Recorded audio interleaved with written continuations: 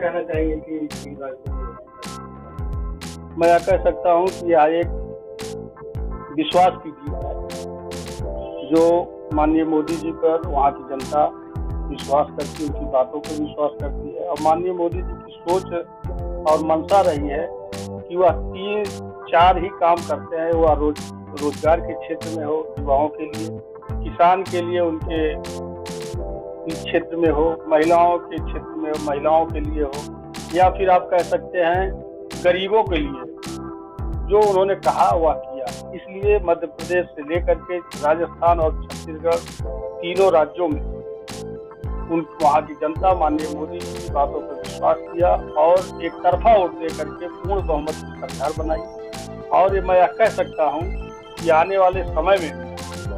वहाँ पे इस तरीके की पुनरावृत्ति लगातार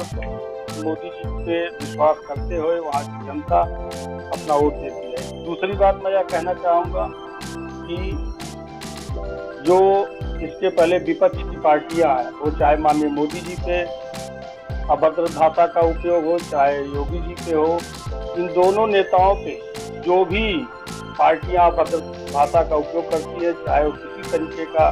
टिप्पणी करती हो, उसको जनता कतई बर्दाश्त नहीं करती है। और उसी का नतीजा रहा है कि आज मध्य प्रदेश से राजस्थान, मध्य प्रदेश और यहाँ छत्तीसगढ़ में पूर्ण बहुमत की सरकार आई। और 2024 का यह सेमीफाइनल कह लीजिए, 2024 में इससे ज्यादा कहीं